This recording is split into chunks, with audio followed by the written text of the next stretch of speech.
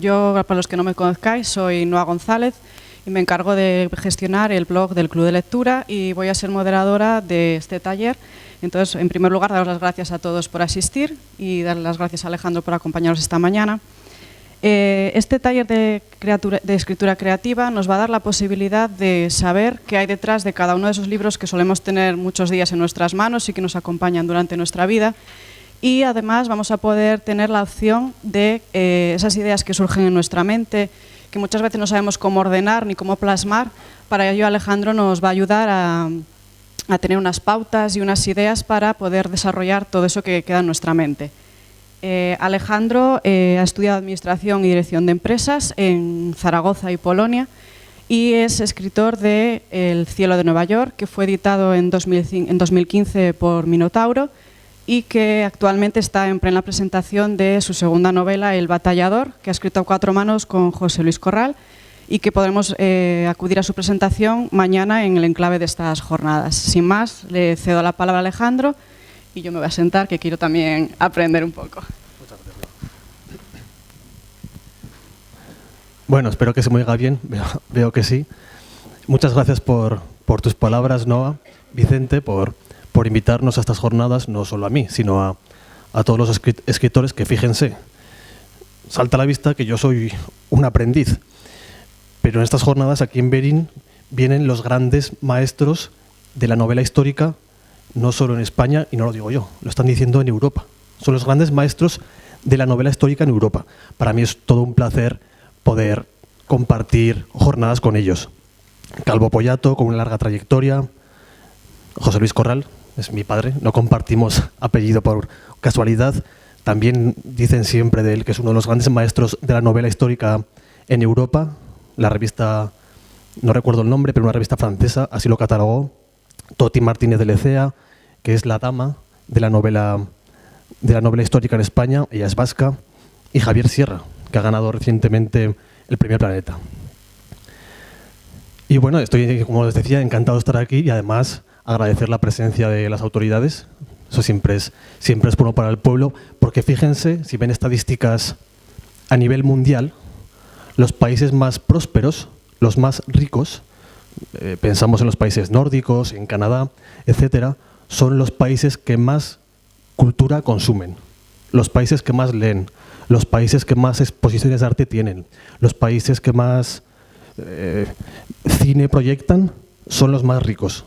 Siempre, estadísticamente, es así. Digo yo que no será una casualidad. Y ya empezamos este taller y la primera pregunta que les quiero hacer a ustedes es si, tanto los más jóvenes como los más mayores, si estáis escribiendo o tenéis intención de hacer una novela, un cuento o algún relato. ¿Nadie quiere escribir en el futuro? Sí. Este taller, que tengo unas 50 diapositivas, no son consejos que yo os doy a vosotros. Son consejos que a mí esta gente me ha dado y que también me dieron cuando publiqué mi primera novela, que es esta, El cielo de Nueva York. Tuve la suerte de acceder muy joven a Editorial Planeta y ahí tienen un círculo de editores que se centran exclusivamente en esto y que saben cómo aconsejar a los autores principiantes, a los aprendices, para formarlos de mejor manera, por así decirlo. Entonces, este taller no son consejos míos, como digo, sino consejos que los grandes maestros de la escritura, los grandes editores, me han ido transmitiendo en estos 2-3 años. También les advierto, antes de que pueda pasar, llevo unos días bastante enfermo, con fiebre y con gripe, entonces si en algún momento tengo que ausentarme, les pido disculpas de antemano. La primera pregunta, antes de empezar a escribir yo o antes de que ustedes se pongan a escribir, es: ¿el escritor se nace o se hace? ¿Qué opinarían? ¿Se hace? Oigo. Yo también creo que se hace. Se nace. Genios en la humanidad habrá 4 o 5. Mozart, que Mozart no hacía música, o Beethoven. Ellos veían la música. Recuerden que Beethoven se quedó sordo, por ejemplo. Y aun quedándose sordo, él veía la música y sabía cómo componerla. O Einstein o Marie Curie, en el campo de la física. El resto, las personas corrientes, tenemos que esforzarnos día a día para mejorar, en este caso, la práctica de la escritura. Y como el escritor se hace, lo primero que tiene que hacer es leer. Algunos amigos míos, también jóvenes, me dicen, es que los libros son muy caros. A mí me gusta mucho leer, pero no puedo comprarme un libro cada 3 semanas, porque son, pues ahí lo tienen, tapadura, entre tapaduras son las novedades, lo que está recién sacado al mercado, pues alrededor de los 20 euros. Y amigos me dicen, yo no puedo gastarme 20 euros cada mes, al final del año son 200 y pico euros. Y les digo, si no es eso, si fíjense, la tapa blanda ronda los 10 euros o menos. En la librería low cost, aquí no sé si tendrán en Berín, en Zaragoza hay una, que un libro son 3 euros, 2 libros 5 euros y así hasta 5 libros te salen por 10 euros. Y luego tenemos, por supuesto, las bibliotecas públicas, donde leer es gratuito. Es decir, que el oficio de escritor, para formarse como tal, puede salir gratuitamente. Voy a seguir un poco con esto de se hace o se nace, porque a veces uno o una tiene miedo a adentrarse en un mundo nuevo por el qué dirán o por el miedo que tenemos a veces mucho en la sociedad española de fracasar, el no intentarlo. Pues fíjense qué ejemplos, grandes ejemplos de grandeza literaria a nivel mundial. Carlos Ruiz Zafón, lo conocerán por La sombra del viento. Estos libros los he traído de casa, si luego ven que me los meto en la maleta, no es que los esté robando de la biblioteca. Carlos Ruiz Zafón publica La sombra del viento en Editorial Planeta hace ya unos años. Aquí tengo 18ª edición, 200.000 ejemplares. 200.000. Hoy se calcula que la cifra de este libro vendidos en el mundo ronda los 15 millones, con las traducciones a otros países, etc. Y vuelvo a la pregunta de antes, ¿el escritor nace o se hace? Carlos Ruiz Zafón envía este texto, La sombra del viento, a Editorial Planeta y se lo rechazan una vez. Lo reescribe y se lo rechazan 2 veces. Lo vuelve a reescribir y se lo vuelven a rechazar. Él era muy amigo de Terence Simois, que también ganó el Premio Planeta, como Javier Sierra, hace muchos años. Terence Simois ya falleció. Terence Simois lee esta novela, entonces no sé si había ordenador digital como tal. Imagino que la leyó en papel, después de imprimirla. Y fue él quien insistió, ya tenía una carrera más marcada, más reconocida, y fue él quien insistió a los editores de Planeta, por favor, publiquen esta obra. Al final le hicieron caso y la publicaron. Y esta novela, les digo, 15 millones de libros vendidos en todo el mundo. Estuvo 6 meses, que en esos 6 meses no se vendieron más de 2.000. Y además esto les repercute a ustedes porque fue un profesor gallego, dicen la leyenda, fue un profesor gallego el que recomendó a sus alumnos leer La sombra del viento, y a partir de ese momento fue cuando se empezó a generar todo ese volumen de ventas. También le sonará a Gabriel García Márquez. A los más jóvenes no lo sé. Quizá les suene la novela 100 años de soledad. Gabriel García Márquez escribe 100 años de soledad y la envía a una editorial española y se la rechazan. Se la envía a otra y se la rechazan. Se la envía a otra y se la rechazan. Y así hasta un total de 6 o 7 veces.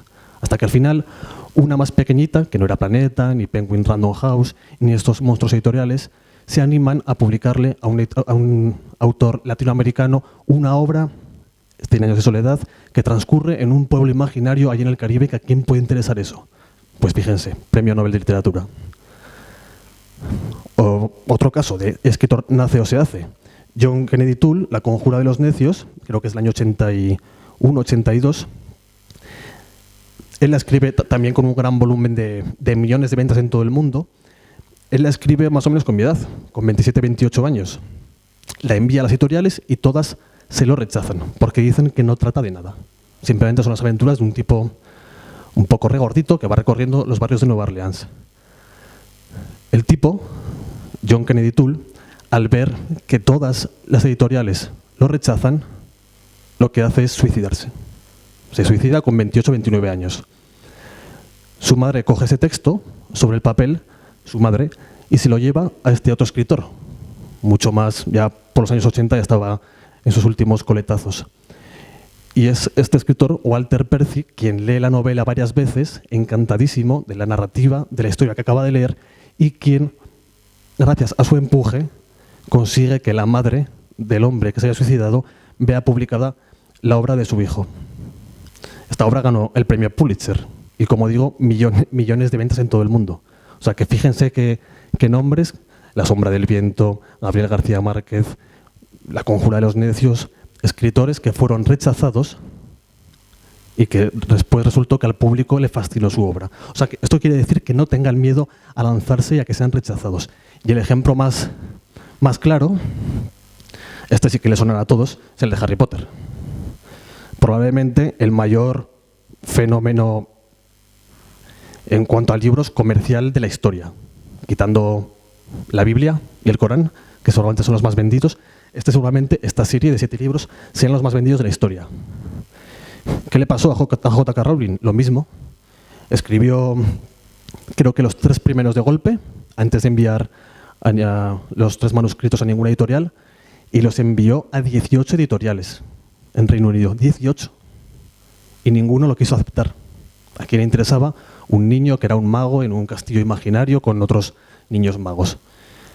Llegó un editor, el número 19, que tampoco le interesó mucho la historia, le dio a su hija los 3 primeros capítulos y la hija en la cama, esto es verídico, la hija en la cama le dijo: mamá o papá, quiero saber más sobre este personaje. Y al ver que la niña en la cama se emocionaba muchísimo con esta literatura, se animaron a publicar. Como digo, fue rechazada más de 18 veces.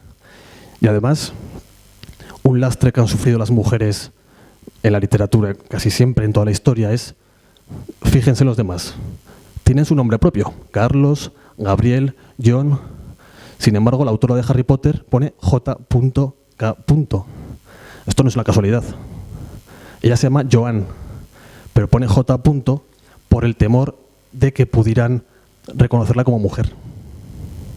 Estamos hablando de hace 15 años, no de hace 100, donde la mujer, ante la ley, al menos en España, era poco más, tristemente, que un objeto. Pues fíjense, hace 15 años tenían miedo las escritoras a publicar con su nombre.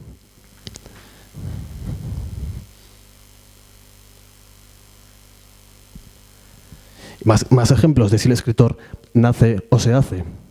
Les sonará Conan Doyle, el escritor de Sherlock Holmes, que fíjense que él era médico, él no era escritor, y en cierto momento se le ocurre traspasar la medicina y los casos y cómo descubrir las enfermedades al caso policial. Y se le ocurre versar sobre Sherlock Holmes, su personaje más conocido, al que por cierto, esto lo dice él, hubo un cierto momento en que los editores le decían: queremos más historias de Sherlock Holmes, y él decía: no quiero hacer más, quiero matarlo, estoy hasta el moño de él. Otro ejemplo, fíjense qué libro más finito, La guerra de los mundos.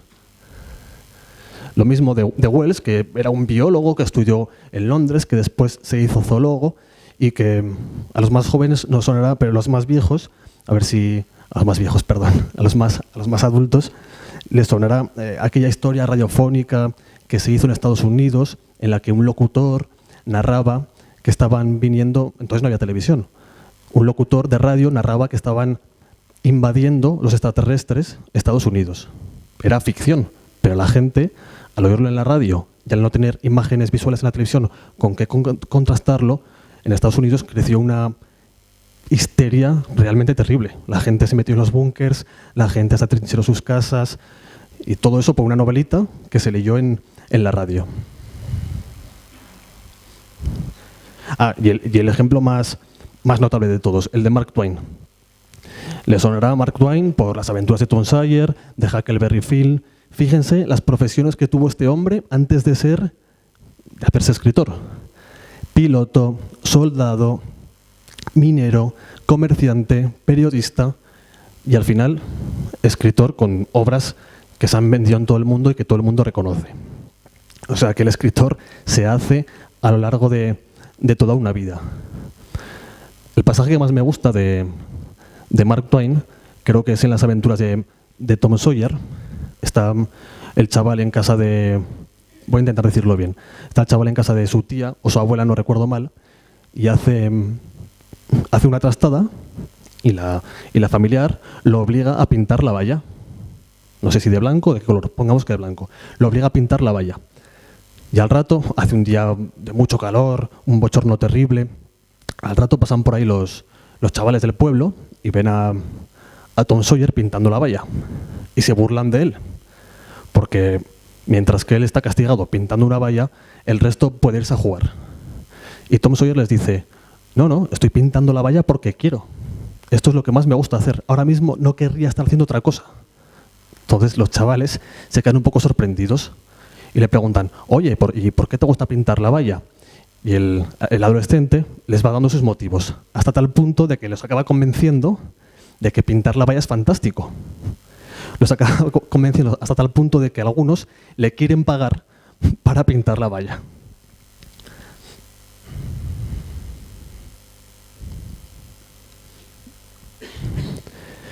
Otra de las cosas que me dijeron en Planeta, en Editorial Planeta, fue que yo, como les he dicho antes, tuve la suerte de publicar muy jovencito con 26 años.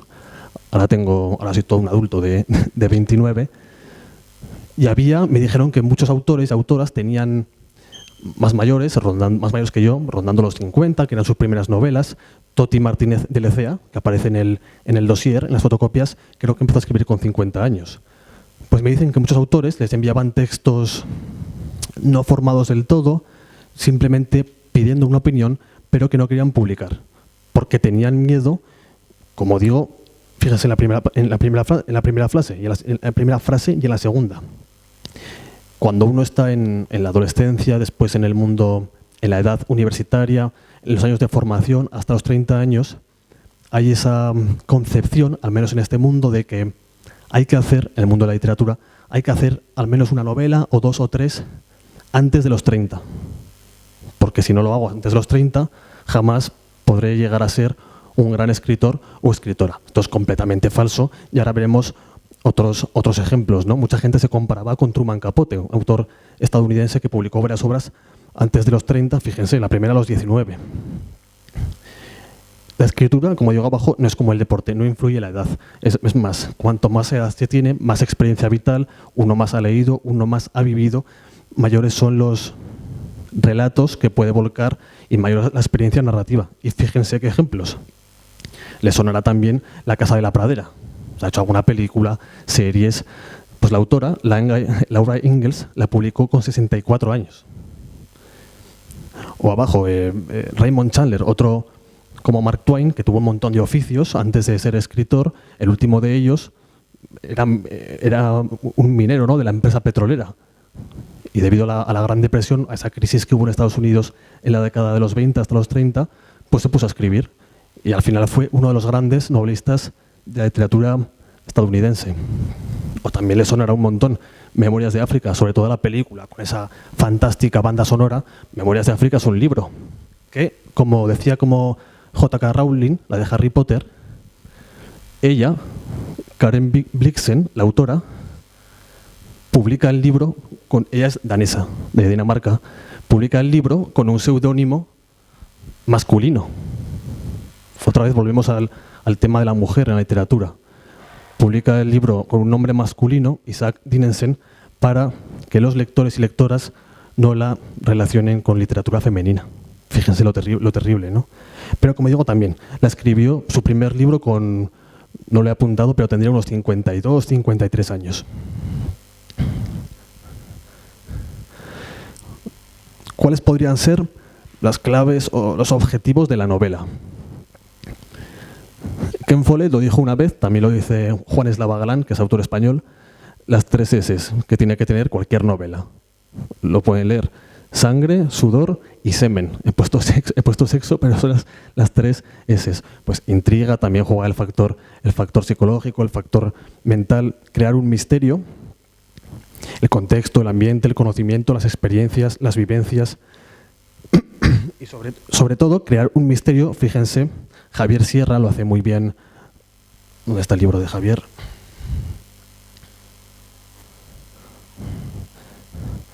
Javier Sierra lo hace muy bien en sus novelas, como en El Premio Planeta o en La Cena Secreta, que ya publicó hace unos años y que también tuvo un éxito un éxito mundial tremendo, creo que 3 millones de libros vendidos. Y fíjense cómo se puede crear un misterio prácticamente de la nada. Ven que antes de Javier Sierra pone Peter Harris. Peter Harris es un autor, resumiendo, un autor estadounidense que tiene relaciones con el Vaticano, que vive en la Costa del Sol, por ahí por Málaga, y que escribe novelas sobre novelas históricas con un toque religioso, de la búsqueda de las reliquias religiosas en las pinturas, etc. Tiene varios libros como El enigma de Vivaldi, que son bestsellers a nivel europeo. Pues Peter Harris, ahí donde lo ven, esto se puede decir ya, Peter Harris es este hombre de aquí, José Calvo Pollato. Él ya lo contó, entonces se puede decir públicamente, hace unos años decidió escribir varias novelas, José Calvo Pollato, como Peter Harris. ¿Qué pasa en este país? Desde Finisterre hasta el Cabo de Creus, Cádiz, hasta Murcia, que aquí no sé por qué tenemos la tendencia de comprar siempre literatura extranjera. Porque esto también lo dice él, ¿eh? Uno va a la librería, a ver quién ha escrito este libro. José Calvo Pollato, un hombre de un pueblo que se llama Cabra, en Córdoba, bueno, que sabrá de historia, ¿no? Pero ves en la librería Peter Harris o Lewis Hamilton, alguna cosa así, y dices, ostras, este tiene que saber un montón. Se ha formado en California, etc. Y digo esto porque Peter Harris, que es el mismo autor, con el mismo estilo, con las mismas tramas, vende en España 4 veces más que José Calvo Pollato. Mismo autor, mismas tramas, misma narrativa. ¿Por qué?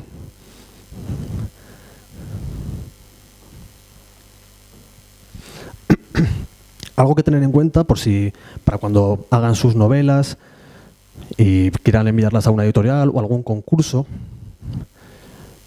Aquí son más o menos unas pautas que he ido recogiendo pues preguntando a editores, investigando en internet, en artículos de literatura. Más o menos las pautas generales nos dicen que la novela larga tiene que tener un mínimo de 50.000 palabras. Pongo entre 160 y 185 páginas porque depende siempre del formato, de la fuente. Fíjense, por ejemplo, aquí, que letra más pequeñita, casi no se puede leer. Sin embargo, en la letra es mucho más grande. Por eso digo que las páginas pueden variar. La novela corta, una novela corta puede ser un bombazo editorial, un gran éxito de ventas. Rebelión en la granja, de George Orwell, también millones de libros vendidos en el mundo. Esto no tendrá más de 120 páginas.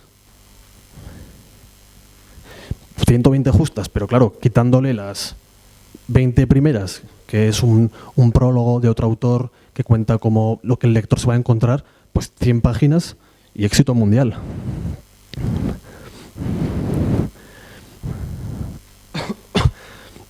Luego también tenemos las colecciones de cuentos, entre 2.000 y 30.000 palabras. Fíjense, un cuento puede llegar a tener 120 páginas o 5 páginas. Y traigo por aquí también algún ejemplo.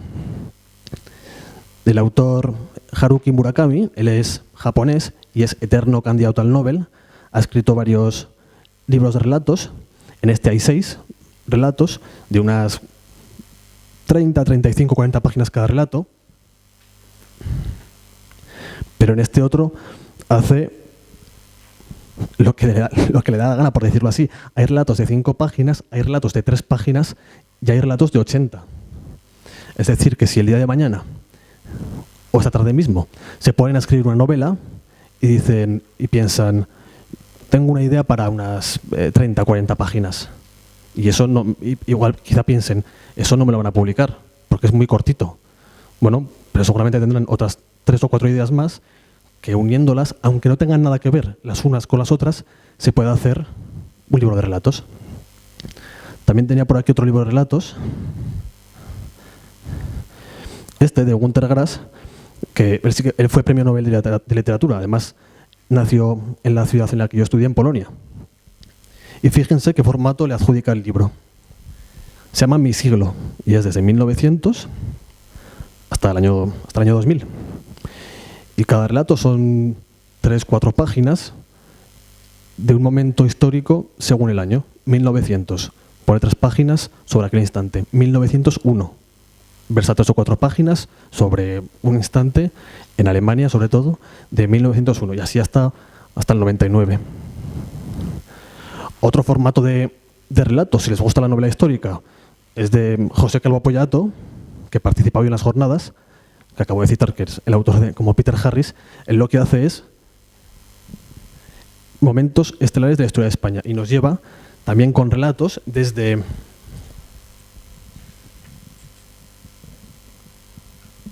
no sé si lo verán.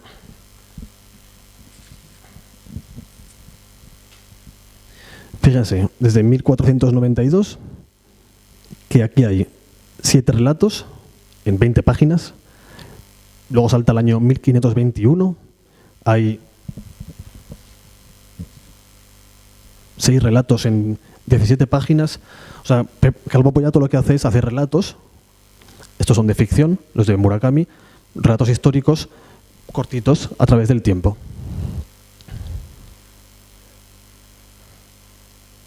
Espero que no se me caigan los libros.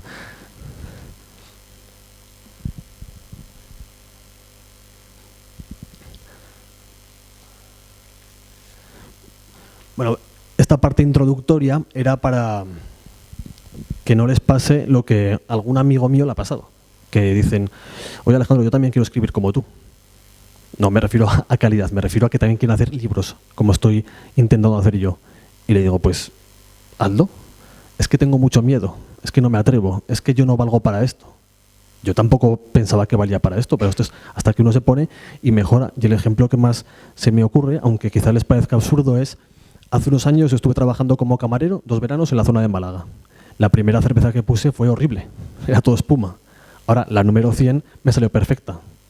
Pues estos considérenlo lo mismo. El primer párrafo que escribirán quizá no será perfecto, pero una vez lo hayan revisado 100 veces, a partir de ahí todo fluirá. Y nos centramos ya, a ver qué tal vamos de tiempo. Nos centramos ya en los elementos básicos de la narración que todos conocemos. Narrador, los personajes, la acción y el espacio, ese marco temporal, el lugar donde donde se va a desarrollar nuestra novela. El narrador, no hace falta ver la definición, pero sí que es muy importante, también aquí tengo muchos ejemplos, a la hora de elegir el punto de vista, qué o quién nos lo va a narrar. También ahora estoy con otra novela histórica que se publica el año que viene y estoy acabando una que es de narrativa contemporánea y son 2 personajes. Él es un hombre más o menos de mi edad, 30 años, y ella es una mujer de 50. Entonces, esta novela que estoy haciendo, los capítulos se van alternando. Capítulos pares, personaje masculino, capítulos impares, el personaje femenino. Me daba un poco de miedo hacer esta novela porque yo pensaba, estoy hablando de una mujer de 50 años y evidentemente yo no lo soy. No sé cómo piensa una mujer de 50 años, ni lo que siente, ni las vivencias que ha tenido, por más que mi madre o amigas de mi madre me lo puedan contar. Se lo comenté a los editores y me dijeron, ¿crees que eres la primera persona que nos dice eso? Lánzate, ya no sin ningún miedo, y cuando tengamos que corregirlo, lo haremos sin ningún tipo de problema. Y encontré estos ejemplos. Salinger, que escribió con 32 años El guardián entre el centeno, utiliza como narrador a un chaval de 17. O el libro que tuvo también mucho éxito, El abuelo que salió por la ventana y se largó, se hizo una película, el autor tenía 48 años y el protagonista era un señor mayor de 100 años. Luego hay ejemplos que se parecen mucho, ¿no? La edad del autor con el del personaje. Pues el diario de Bridget Jones, la protagonista 32, ella 36, o personajes que van creciendo a lo largo de varias décadas. La autora tenía 38 y el personaje, Celi, empieza con 14 años y nos va narrando sus 30 años siguientes. Es decir, que no tengan miedo las mujeres a poner como protagonista a un hombre o los hombres a poner como protagonista a una mujer. Y con la edad lo mismo, de la edad que quieran ponerle sin ningún tipo de miedo.